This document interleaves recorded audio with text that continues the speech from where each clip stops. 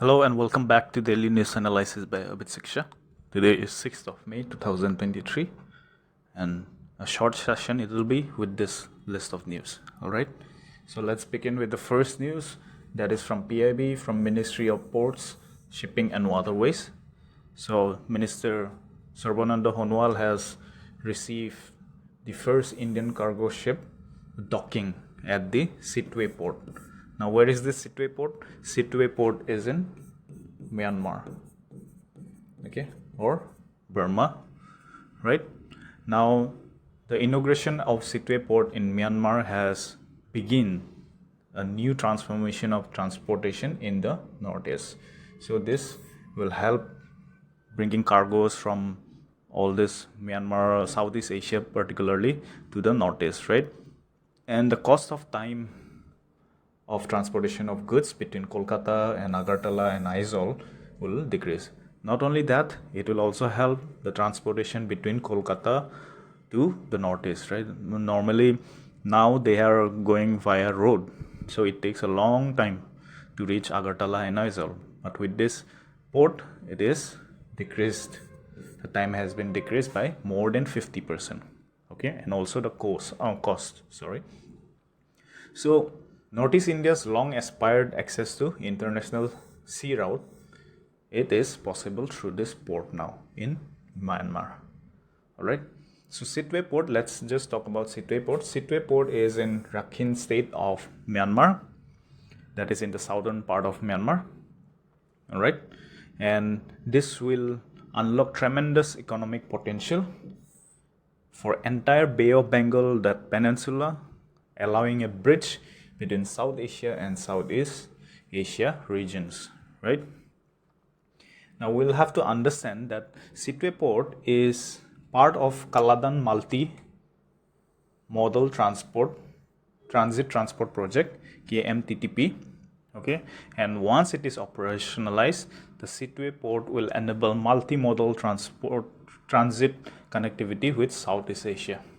And it has been developed under a framework agreement between India and Myanmar for the construction and operation of a multimodal transit transport facility on Kaladan River. So this is important.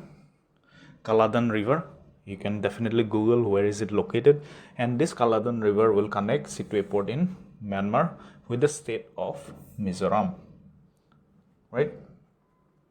Now, what are the benefits? We have talked that it will connect South Asia to Southeast Asia, plus it will connect the Northeast to the wider circle in the Bay of Bengal Peninsula. Now, this connectivity will be also from Paletwa in Myanmar to Zorinpui in Mizoram. Okay, the Sittwe port will connect Paletwa through an inland waterway, and from Paletwa to Zorinpui via road. Alright, then from Sittwe in Myanmar to Sarbum in Tripura. So goods from Kolkata to Sittwe port can be shifted to this Teknaf port in Bangladesh, which is 60 nautical miles of Sittwe, and from Teknaf port goods can be transported via road to Sabrum, which is in Tripura, which is 300 kilometers by road.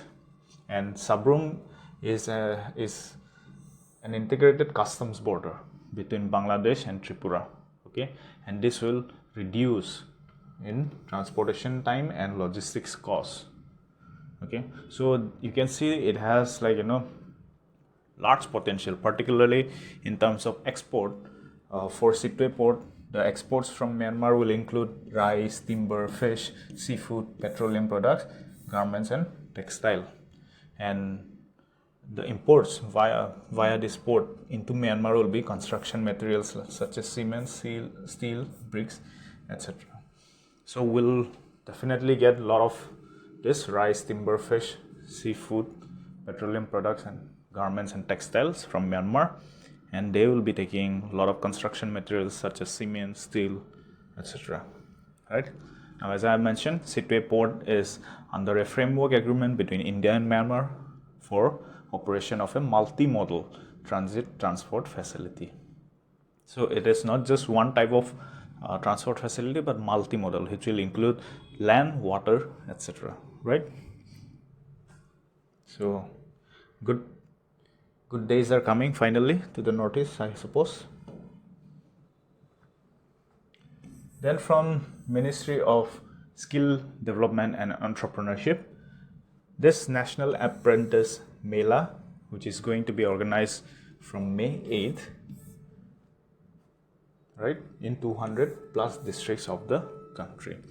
Now this is PM, Pradhan Mantri National Apprenticeship Mela, okay, and it is being organized under Skill India Mission, which is under Ministry of Skill Development and Entrepreneurship, okay.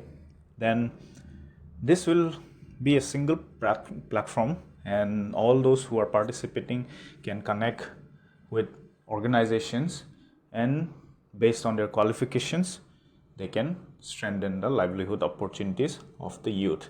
And this apprenticeship training opportunities will be given to the local youth in the districts, okay. So individuals can register for the Mela via this website, right, and to find the Mela's nearest location also. So the candidates are from class 5 to class 12 pass outs, okay, or those who have skill training certificates or ITI certificate or diploma holders as well. Even graduates can apply. There is no restriction in it. It's basically for all the youth, okay, all the youth. Now what is the benefit of this apprenticeship Mela? So this will develop entrepreneurship, right, which will drive country's development and growth, okay. This is the motive. And apprenticeship Melas are held throughout the country on second Monday of every month, and in these Melas selected individuals are offered apprenticeship opportunities, during which they receive a monthly stipend in accordance with government's criteria. All right. So the aim is to train 15 lakh youth per annum through this training, through this mission, right? And it is an initiative that will increase participation of establishments. Establishment means the companies, all right, and the youth. So it will be a bridge between the companies and the youth. And from Ministry of Youth Affairs and Sports, Khelo India University Games 2022 has been launched in Lucknow. Okay, on yesterday on Purnima's day, right? So Khelo India initiative, we know it is to garner sports ecosystem in the country from grassroots level, right? And because of all this Khelo India games, we are seeing a lot of results in the international circuits as well. Now the official logo of Khelo University Games 2022 Uttar Pradesh, so it is being hosted in Uttar Pradesh. It represents the rich heritage of Uttar Pradesh, which is India's largest state. So it has three aspects in the logo, that is education, infrastructure and sports, right? Then the mascot means the one that you can see, those mascots, like it's like a clown basically, who is to entertain and who is also to encourage the players. So every games, even in Olympics we have mascot, even in Khelo India Games we will have mascot, and this mascot is G2, which represents the Barasingha. Okay. In sociology and anthropological term, you could say it is kind of like a totem. Okay, it is based from our evolutionary point of view. If you Google totem, you'll understand. So this G2 is the mascot, which represents the Barasingha, which is an incredible mammal. What is Barasingha? Barasingha is a deer, type of deer. Okay, So they are known for a powerful build and remarkable speed, right? That's why it is being the mascot. And also it is the state animal of Uttar Pradesh. Okay, and the torch is Shakti, the official torch of Khelo India University Games. It is symbol not only of its heritage and the spirit it embodies, but also a living entity brimming with energy. And the river Ganga is edged on the torch to inspire every athlete to keep moving forwards towards their goal. And the games will be 12-day long, and it will be held in the cities of Varanasi, Noida, Gorakhpur, besides the capital of Lucknow. Okay, and also it will happen in Delhi's one of the shooting range in Delhi and in Noida for Kabaddi, right? So it will happen from May 25th to June 3rd, 2023, and more than 4,000 athletes from 200 Indian universities will take part in 21 sporting disciplines. And finally, we have this news: Arohan Scheme has been launched in Tinsukia. Now, Arohan Scheme was announced in 2022 by the cabinet ministry, by the cabinet in Assam government. So Arohan Scheme, what is Arohan Scheme? So according to the scheme, one mentor will be appointed to gifted students from class 9 to 12 under Samagra Shiksha Assam. Okay, and these mentors will be their guiding star or the North Star of these gifted students, and they will help them in career counseling, also in progressing in different fields in their studies, and also reward them in cash or kind depending on the mentor, right? So this is to help those poorer students meaning those who come from poor backgrounds, to help them, but they're very gifted, so that they improve their academic skills, right?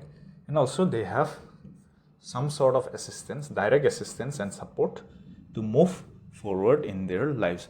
And Arohan Scheme is based on the principle, it's a Assamese principle. If you have observed or not, it has been going on for a long time. Before the scheme was announced in 2022, a lot of people, a lot of well-wishing and a lot of people who are very genuinely, looking forward for the development of state, they have been helping a lot of students that way from early 60s as well. You could go back in time and you'll see a lot of people have been benefited by well-wishers and some form of mentor, right? So this system, this philosophy is an integral part of our greater Assamese society. By Assamese, I don't mean just one community, but overall communities in the state of Assam. So it was going on, that mentor-mentee relationship was going on since the times of Shankardev, right? So this is, but officially, this scheme was launched by the government of Assam in 2022. I'm not sure why they didn't bring this scheme earlier on, but nevertheless, this is still good enough, and we understood under this scheme, only one mentor will be appointed to one student, one gifted student from class 9 to class 12, right? So that they help them and advise them. Okay, so this was launched in Tinsukia. So do look up Arohan Scheme for more information. All right, so with this we come to the end of today's news analysis. Thank you for joining this session, and before I leave, I would like to inform you about our crash course that is happening on our YouTube channel, free of cost. That is just a crash course with the details that is needed, enough to help you in your prelims for all the civil services examination, plus also other competitive examinations. Then we have our Telegram channel where you get all the PDFs and information, where you can connect with us and share your experience or any doubts you have, you can share there as well. Then finally, we have our study circle. That is only for serious candidates who would like to join with us and have this one-on-one interaction in bettering their preparations. So the link for the study circle is in the description box below. So do check that out if you're interested. So thank you for joining this session once again. See you soon.